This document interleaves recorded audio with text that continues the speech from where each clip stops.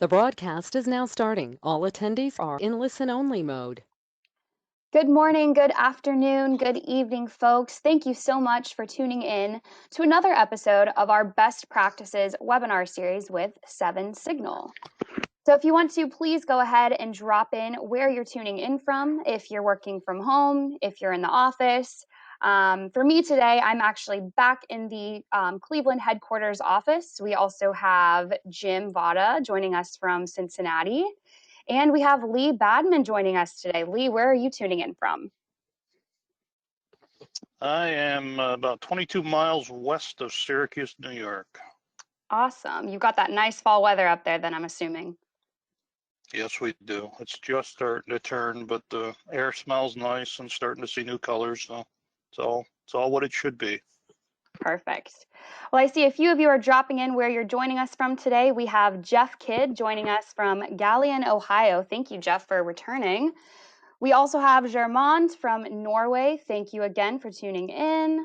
And we have Richard joining us from England, working from home today. Let's see who else we have here. We have Paul joining us from Pennsylvania. And we have Keith Parsons joining us from Utah. Thank you so much for tuning in today. Keep dropping in where you're tuning in from today, and we will go ahead and get started. So we've got Peter from Slovenia, who home of the Tour de France champion Tadej Pogačar. So welcome, Peter. Welcome, Peter. Thank you so much. So we'll go ahead and get started. So we are SevenSignal, the leader in wireless experience monitoring, and we'll go a little bit more into depth as to what our mission is and what that exactly entails later on in the presentation.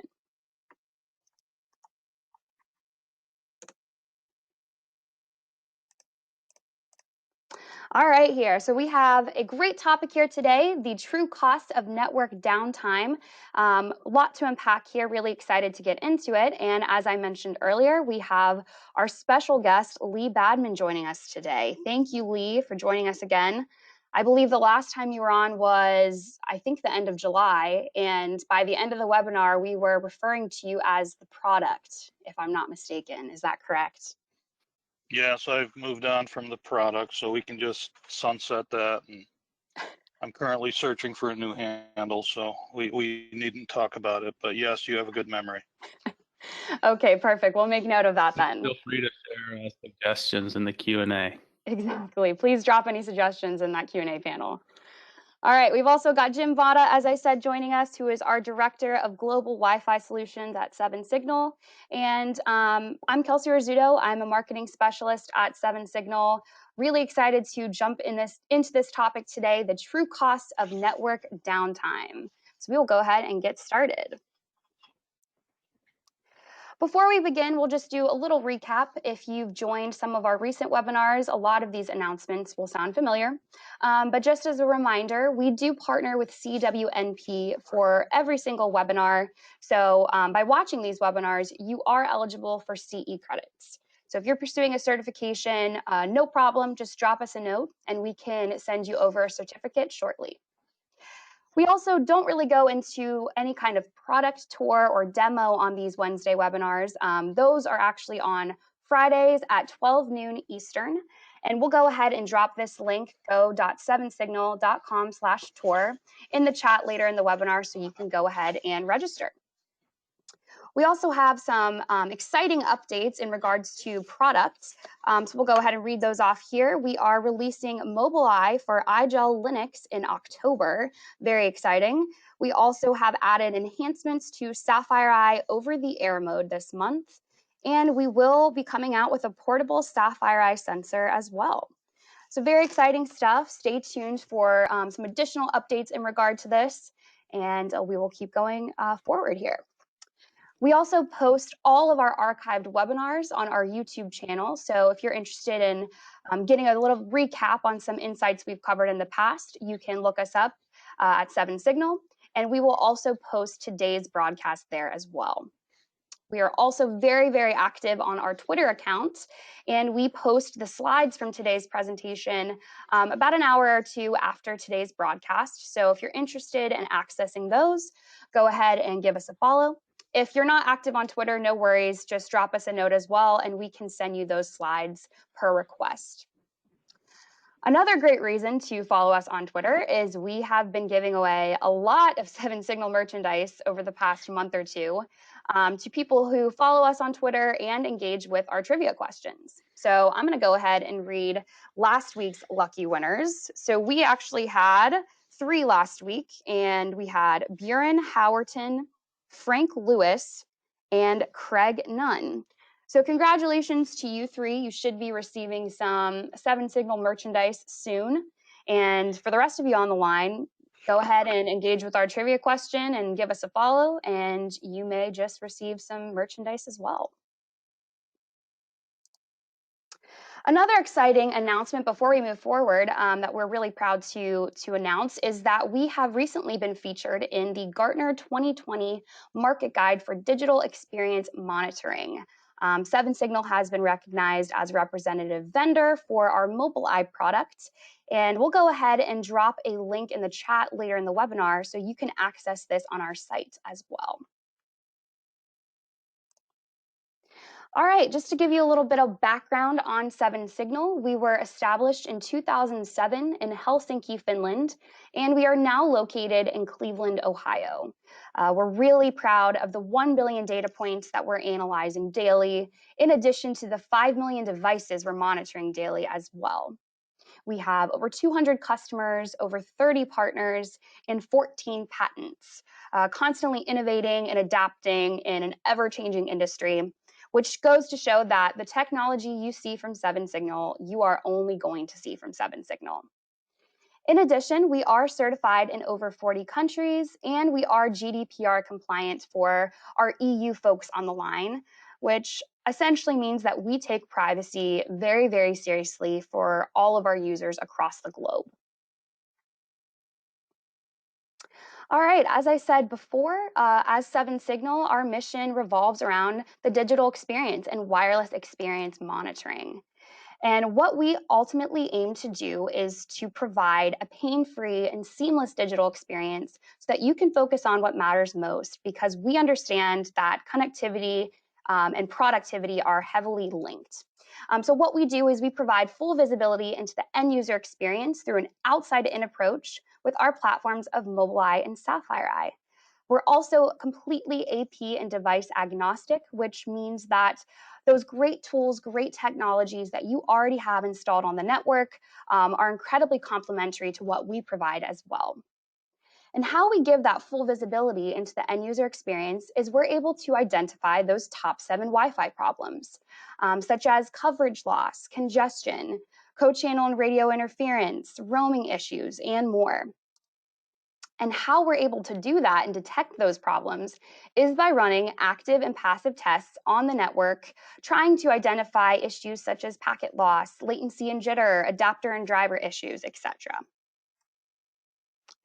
So just to show what makes SevenSignal so different, on your typical enterprise LAN infrastructure, you've already got great tools, great technologies installed on the network that are giving you great feedback and data, such as your Cisco, Appneta, SolarWinds, etc. But what SevenSignal does is we take it one step further, giving you full visibility into that network, that environment with our Mobileye. Mobileye can be essentially installed on any mobile device, including Mac, iOS, Android, and Windows. So those mobile devices such as your laptops, your mobile phones, your scanners, your workstation on wheels, etc. So we're giving you that full visibility so you can get a well-rounded perspective as to what is occurring on the network. Additionally, we do provide SapphireEye, which complements Mobileye, but those are the sensors that are installed up in the rafters, looking down on the network, giving you that service level quality and RF visibility as well. What we're able to do additionally with Mobileye is to give you that external network visibility. As we said, with your typical LAN infrastructure, you've already got those great tools and technologies installed, but with everyone working from home, those aren't really as useful or relevant anymore. With Mobileye, we can give you visibility into your home networks, giving you that full perspective into your personal user experience. Whether you're working from your house, a multi-tenant apartment, a coffee shop, struggling to find a room in your home where another user isn't already trying to connect to a conference call, we're able to give you that reliability and insight into what's occurring in the midst of this really erratic time working from home. And as I mentioned before, work from home is really the new trend, and it's here to stay. It's not going to go away anytime soon. Even as we're on a conference call, a webinar today, 76% of remote workers are using video conferencing as a part of their daily work, which is crucial to be able to get that visibility into those home networks so that you can stay productive and stay connected to your work and what matters most. So what we have done in the midst of this time is we're doing a give back, which is a Mobileye offer, 50 devices for 50 days, free trial. And we'll go ahead and drop this link in the chat so you can go ahead and check it out and don't have to write any of this down. And with that, we're going to move on to our trivia questions for today. We've got some great trivia that Lee has provided, so maybe we'll be able to stump you all. And by engaging with this, as I mentioned before, you are possibly getting a chance to win some SevenSignal merchandise. So we're going to go ahead and launch this first poll now. All right, are you all able to see the poll here? Yep. Perfect. All right, I see everyone dropping in some questions now. I'll give you probably 10 more seconds to see what we got here.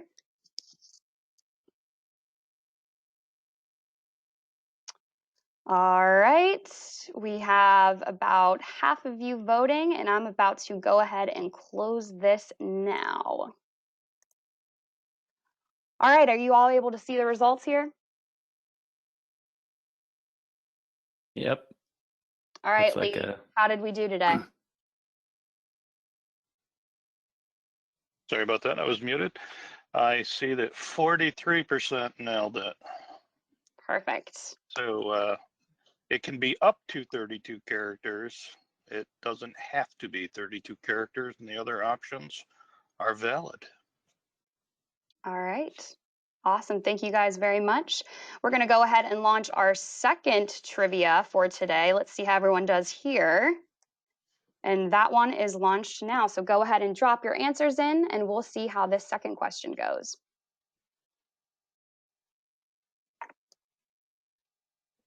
Believe this one is stumping people a little bit more. Okay, here we go. I see some responses coming in. There we go.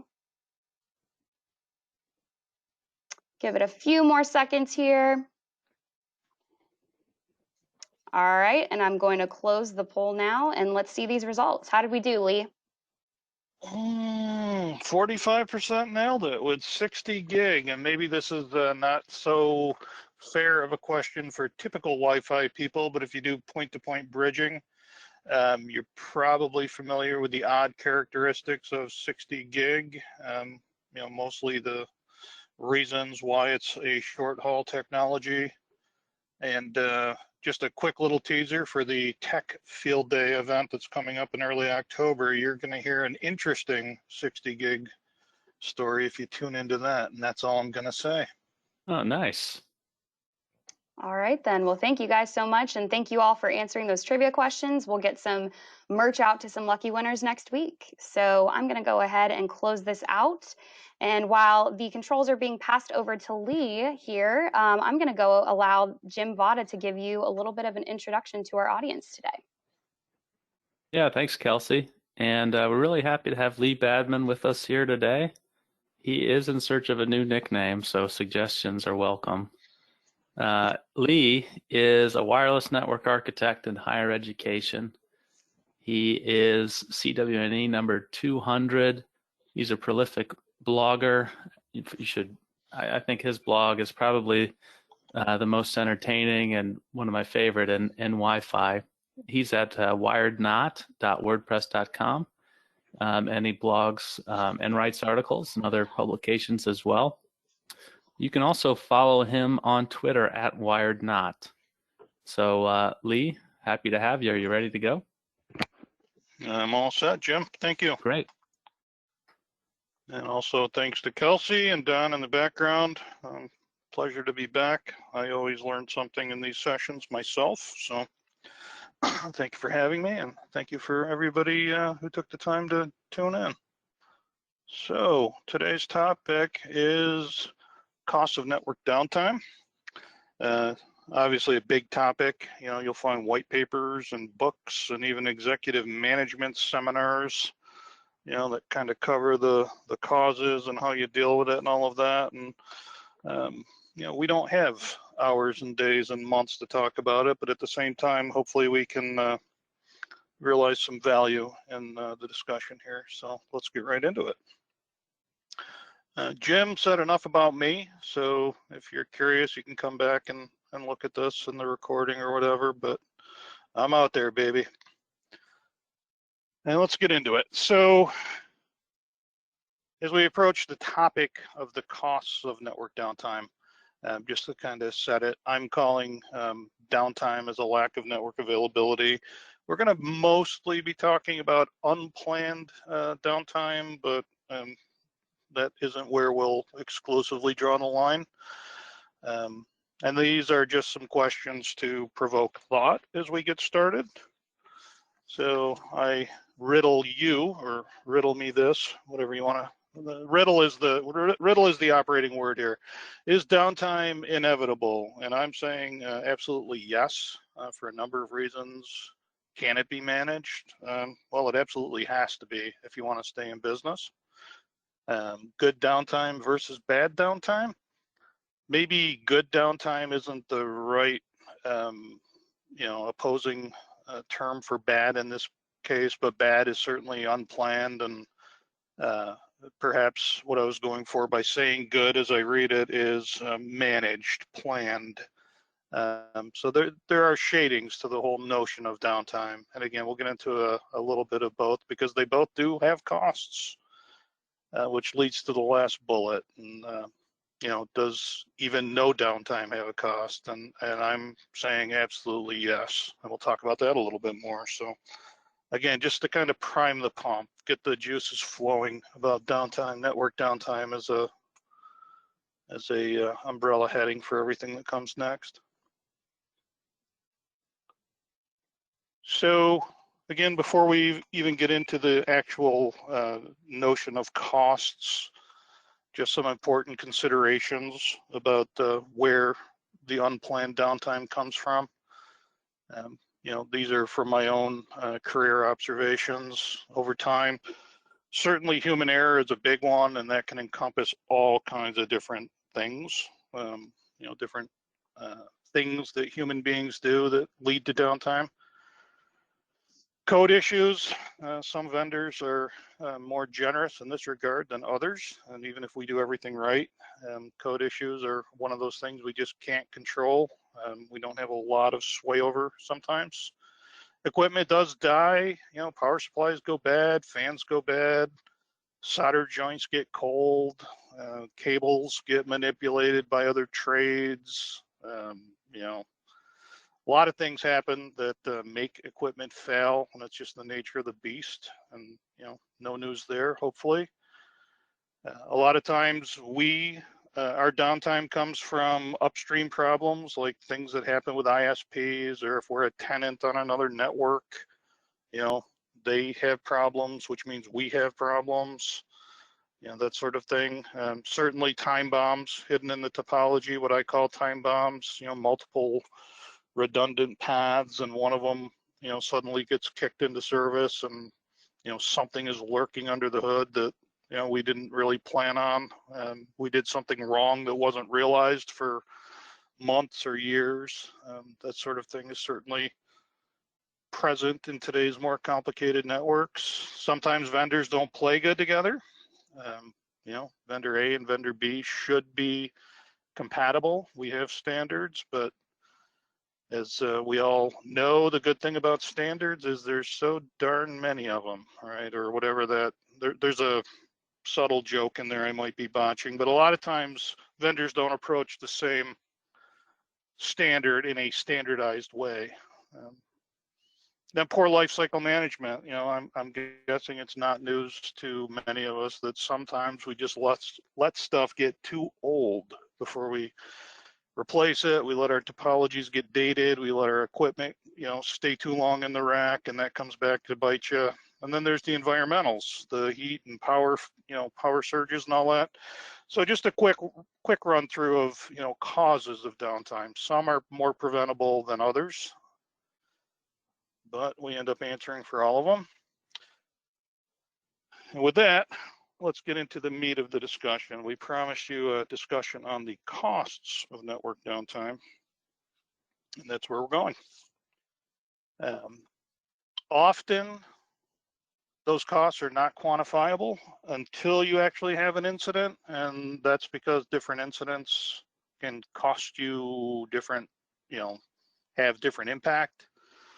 Some of the determination on how deep that impact is the simple question of how crucial is the network to a given business, and downtime will be proportional. And maybe that's a statement of the obvious, but there are some businesses that are 100% reliant on their network, and even the slightest downtime ends up being an issue. Others just say, well, we have a manual way of doing whatever it is that the network does, but it's no big deal. We can wait till somebody fixes it, blah, blah, blah. So this is not a one-size-fits-all story where we're about to go, and I think that'll come out as we talk a little more.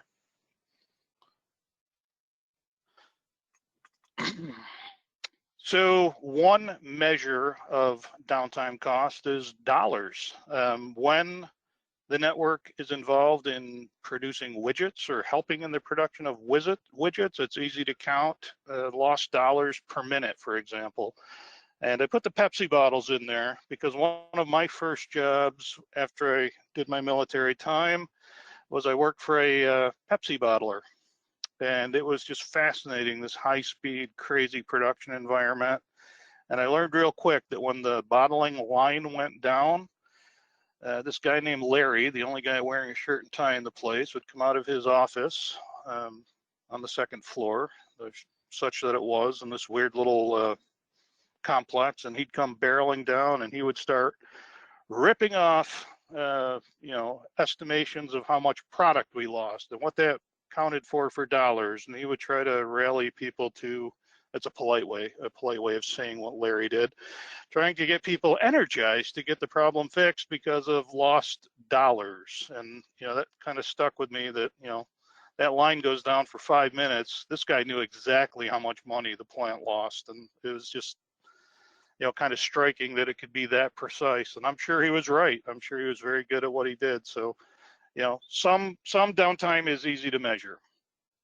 And then there's some that are, not quite so, unit driven. That was the Gartner paper that I mentioned there on the slide.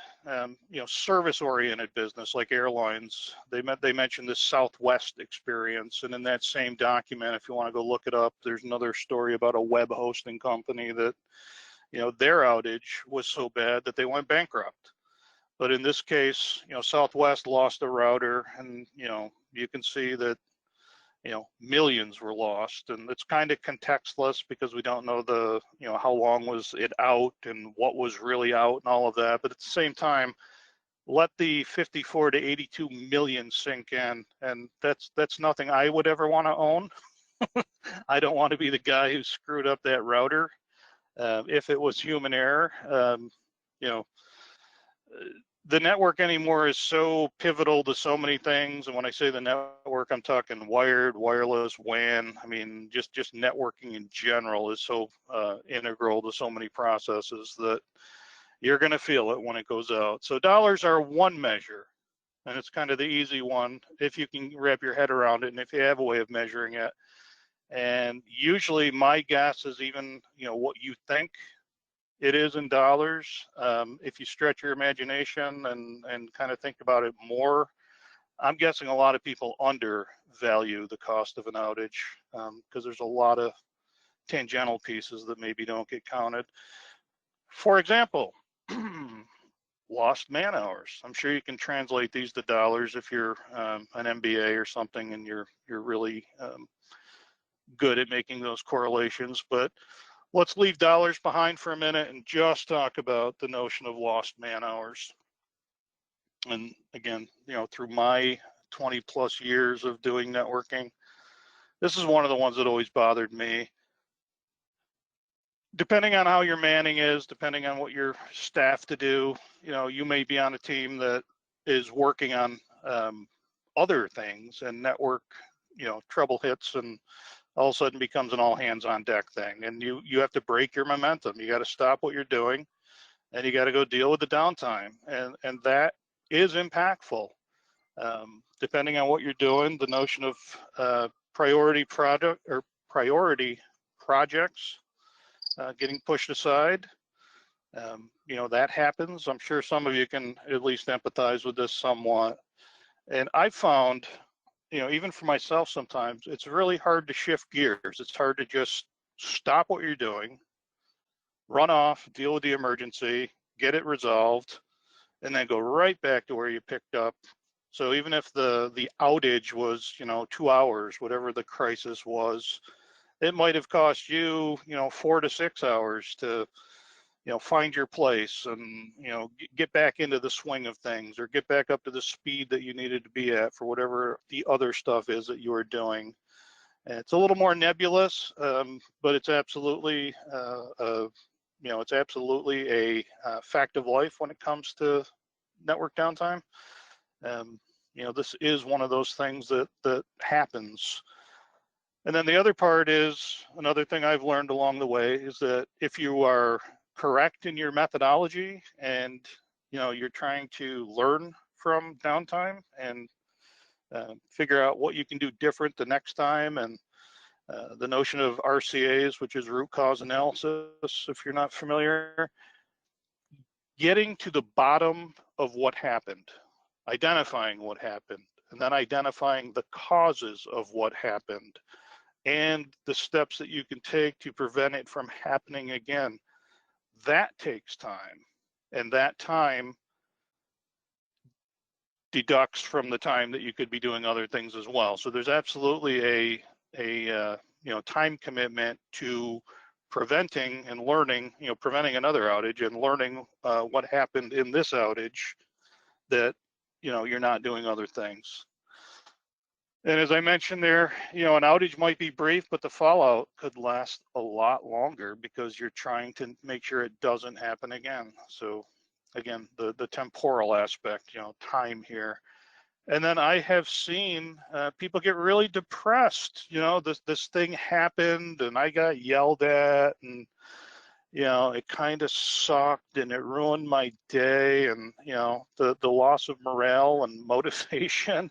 It's kind of an odd byproduct depending on what the incident was that led to a network outage. But depending on how people are wired and what their chemistry is and what their whatever you want to call it, internal fortitude, whatever the right description is, people do get, they take it personally. They internalize what happened and blame themselves, or they just, like I say, get bummed out, whatever, and that kind of impacts things too. It's hard to work when you're feeling that way, and when you're feeling that way, you can make more mistakes that lead to more downtime. So it's kind of a fuzzy metric, but at the same time, depending on your your IT organizational climate, it can absolutely be a fact of life.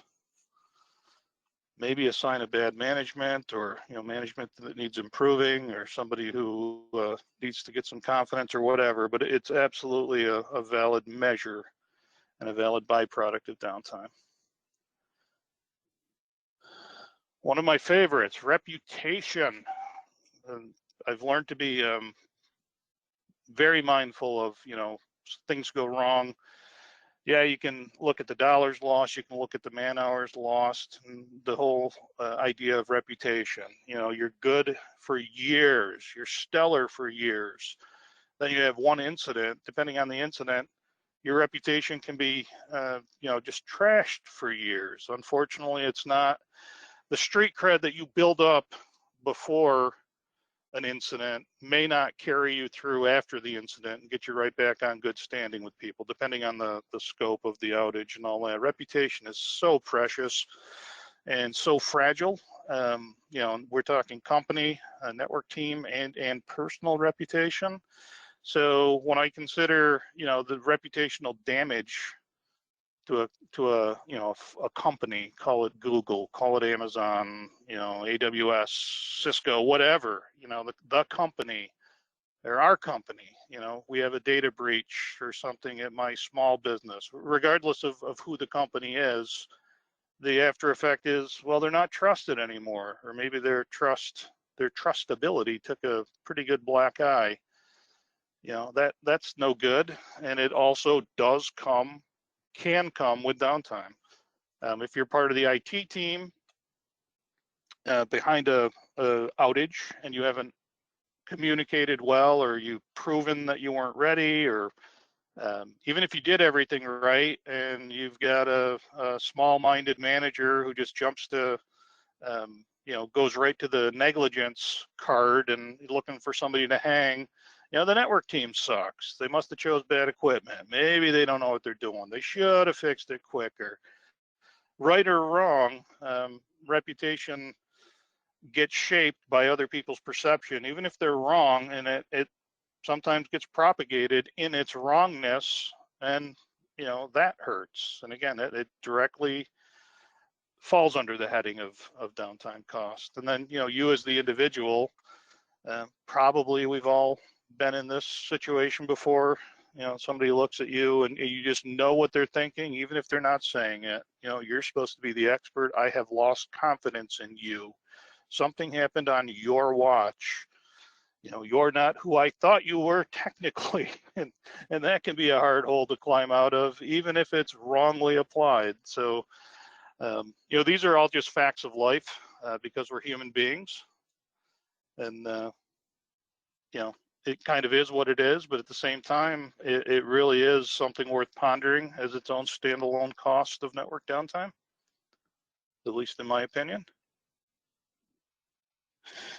And this one is kind of interesting if you know, kind of think a little bit about the butterfly effect. You know, something happens and then other things happen because of that one thing that happened, and you know, kind of think of it as maybe rings on a bullseye, and maybe this is the fourth or fifth ring out. But you know, not only are we impacted by the loss of our own or our own downtime, costs us money, costs us reputation. Eventually that effect can propagate upstream to our vendors. So if it happens enough, you know, we've got enough of the bullets on the page here, code bugs and failed features, and we find out that what they said on the data sheet isn't exactly true. And, you know, maybe, you know, support for 60,000 clients on a controller is really not if you're using these other features, but nowhere is it documented, whatever. You know, poor support. You know, every fix is okay. Now you got to do a disruptive upgrade. Well, now you got to do another one, and now here's an engineering build, and now here's this, and now here's that. Each one of those that causes us network downtime, sooner or later, we reach our breaking points, and we say no more. We're changing vendors. That brings added cost. Now you've got the vendor has lost business because of our downtime that ultimately, you know, they're named in RCAs over and over and over. So they've lost business, we've lost dollars, we've lost reputation, but changing vendors is not cheap either. And it kind of gets done on the hope that long-term TCO will help us cover our past losses, at least, you know, get us in a better frame of mind, or at least give some hope for a while. You know, maybe it pans out, maybe it doesn't. But again, out on the outer horizon of cost of business, this is absolutely one of them.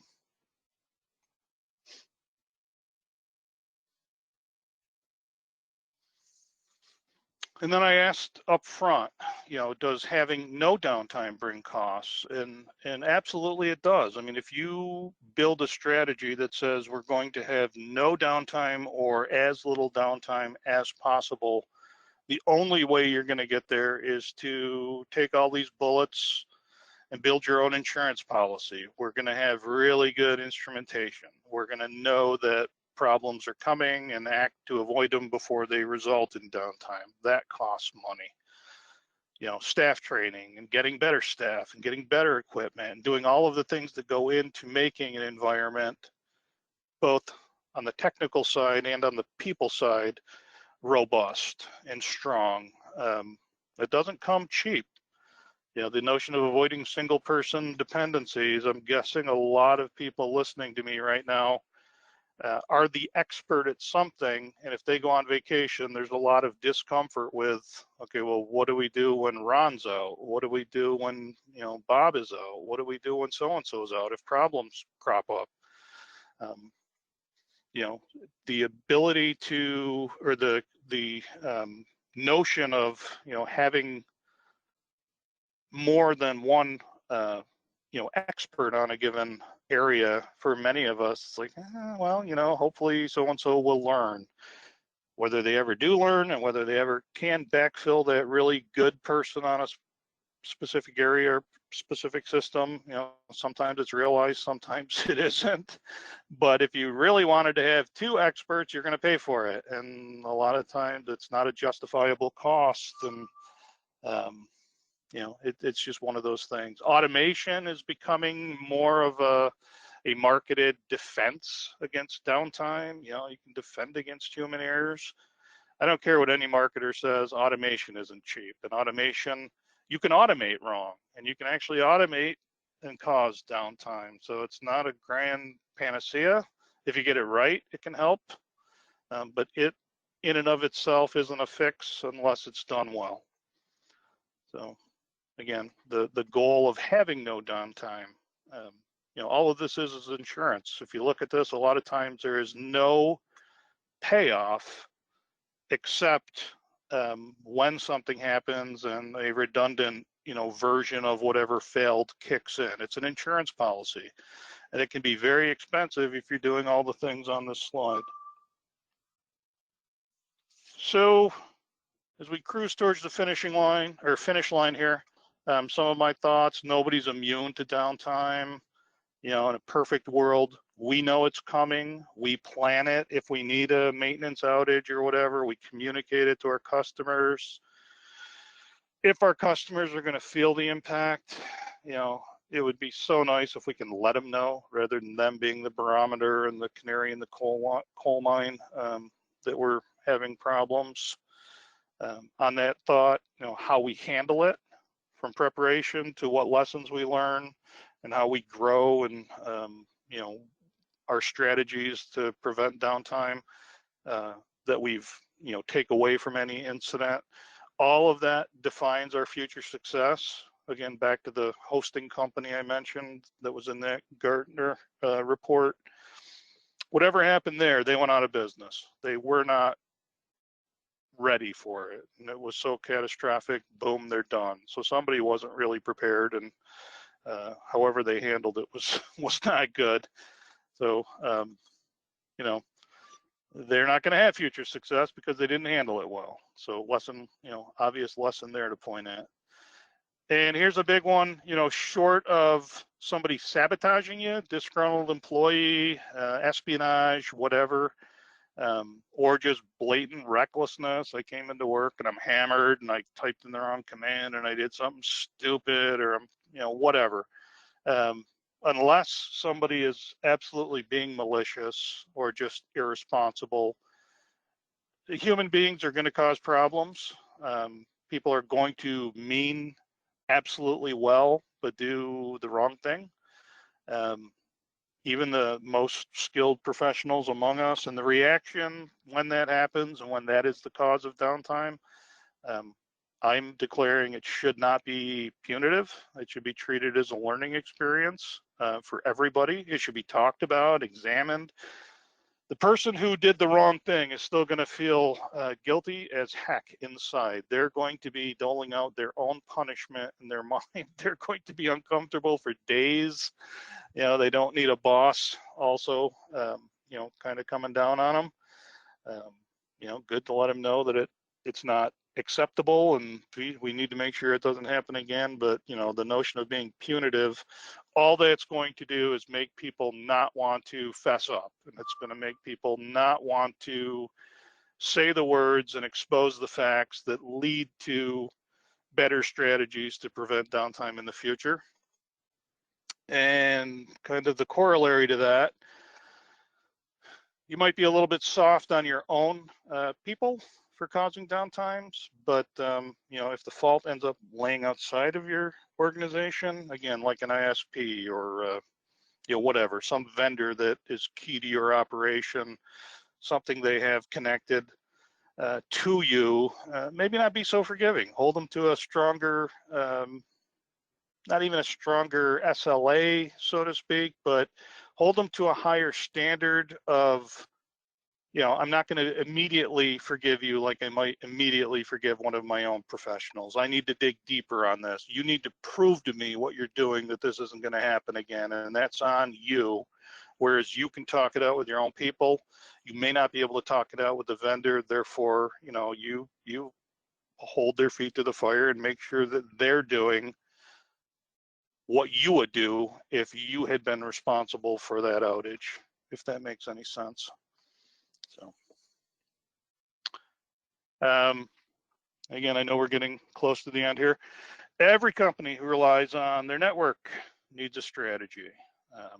And that strategy may not work, but you got to start somewhere, and then you iterate. And you learn lessons, you document, you walk through, you know, what happened. You make sure that, you know, what you've learned is preventable for next time. You do drills, you do testing. You just don't wait for an incident to happen and then figure out what you're going to do about it. You got to have some kind of strategy in place to deal with downtime, like I say, and then you grow from there. Hopefully, talking about the costs and forces why this is so important. And then we go to the elephant hanging on the wall at the George Eastman House in Rochester, New York, just to spark discussion. Thanks, Lee. Yeah, great talk. One of the things that came to mind for me was just how important communication is during unplanned, you know, disruptive outages. You know, I've had some of those. I've had to experience some of those, unfortunately, in my professional life. And it seems to me that what people really want to know is just what's going on. So if you can just share with the right people, we're aware of it. We've got people dispatched. We think it might be XYZ. A little communication like that really goes a long way, because a lot of what management wants to know is just, hey, somebody knows about this and is working on it. So that can be helpful. Have you had that experience too? Yeah, absolutely. Better to, you know, something happens, you realize that something catastrophic is before you. You take a wag at estimating what the impact is, you know, whether it's a building or an area of a building or a complete campus, whatever. You know, I usually get message right to the help desk, however that is, and make sure that they're aware. So when the phones start ringing, and I also make sure that my boss knows what's going on and who's working on it, and if we can give an estimated ETA, and if my boss isn't around, skip him, go right to his boss, because you know, people need to know, and better for them to hear it in your words than, you know, the word on the street, which can be just profoundly incorrect. Yeah, that's an important point. The bosses are gonna find out about the outage. It's better if we tell them about it rather than, you know, a screaming belligerent end user. So, all right, question from Olivier, and I want to invite anybody else that has a question to submit it in the Q&A pane. He says, Lee, what are some of your personal strategies to prevent downtime, i.e. HA controllers, peppering APs from different switches, etc.? Great question. So if you are controller based, yeah, I run, everywhere I have controllers, I have, the primary and the secondary, and not only do we have them, but quarterly we test and make sure that the failover is going to work. And then those, our controllers are located in different data centers if you have that luxury. So, and then each one is on a different power feed. So, I mean, you can, a lot of it depends on how you are equipped and how redundant you can go. And then, we have dense AP coverage. So if an AP dies, the other AP, nobody's going to miss it ideally because of the density. That's the goal. But you can work it all the way from the AP. You can work that notion all the way into the core net or the core services of the network, redundant controllers, redundant data centers. Each controller goes to a different router. Each router is part of a VRF, whatever, you know what I mean? Work it all the way through. You've got multiple DNS servers, and they live in a very robust VM environment if you have that as part of your topology. But to me, it's redundancy everywhere you can practically put it. And if you can't practically be redundant, being absolutely aware of where you don't have redundancy and what could happen because of that point of failure in the path, and just being ready for it when it happens, and at least having some sense of, okay, if that were to crap out, what would I do? Do I have a hot spare? What is my strategy for that non-redundant part of the network should it go down? Yeah, I think that's really important. And even with enterprise class hardware, it all requires a hardware maintenance at some point. Some products are designed for core networks, and they can do in-service software upgrades up to a point, and then you have to take it out of service. I mean, there's always, unless you're buying, crazy carrier grade routers that really are designed to run for a decade without any, downtime at all. The stuff we're buying for enterprise, it's not built to that spec. So press your vendor to figure out exactly, what kind of routine maintenance it needs. Because even if you're not even if those unplanned outages don't occur, one of the preventative measures, of course, is keeping your code upgraded and doing the routine maintenance that requires outages as well. So get a good feel for that for any of those areas where you have, a single point of failure for sure. Maybe one last question here from Hassan, who says, I want to know from Lee's experience how to calculate to understand how much downtime is needed. Thank you. Boy,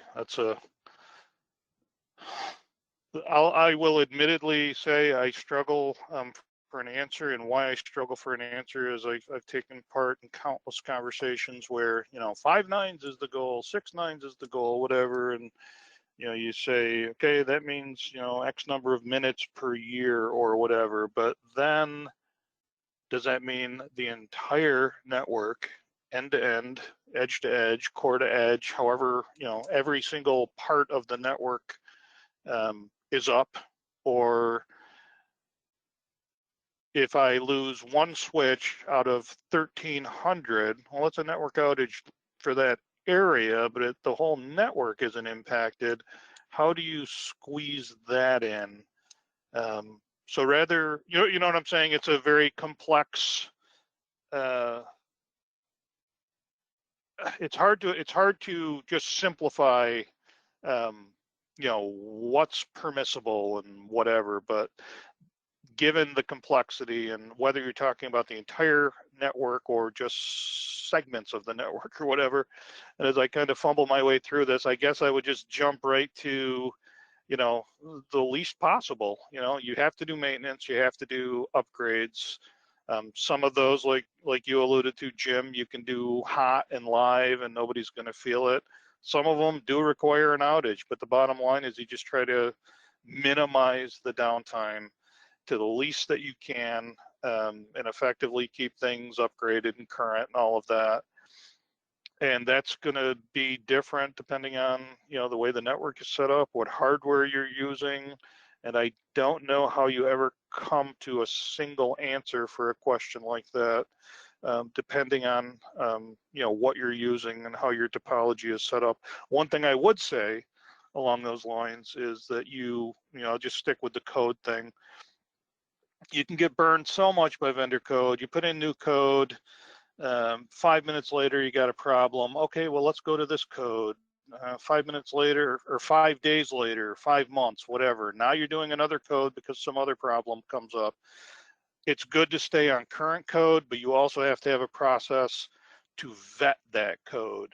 Yeah, the vendor wants me to go to this. Why? Why do they want you to go to it? What is being addressed? What's being solved? What have other people experienced on that code? Don't rush into any code version without doing some homework to see if it's good for you, if it fixes problems that you actually have, and if other people are getting burned by it. That's another step in minimizing your own pain. Yeah, the code upgrades can be seductive, right? Because you've got XYZ bugs, and maybe they're causing problems for you and you want to patch them because the new code has fixes for those. But what isn't in the release notes of the new code are all the unknown bugs that it introduces that in some cases could be worse than the bugs you're patching. So you got to be really conservative there, and don't move very quickly is my advice with code upgrades. You don't want to go first, especially. Fully agree. So, all right, Kelsey, I think with that, we'll wrap up the Q&A. All right. Thank you so much, Jim, and thank you all of you for dropping in your questions today. Thank you, Lee Badman, for joining us again. We love having you on as a guest, and we look forward to hopefully having you all back next week for next week's webinar. So have a great rest of your day, everyone, and thanks for tuning in. Thanks, Lee. Thank you. Bye, everyone.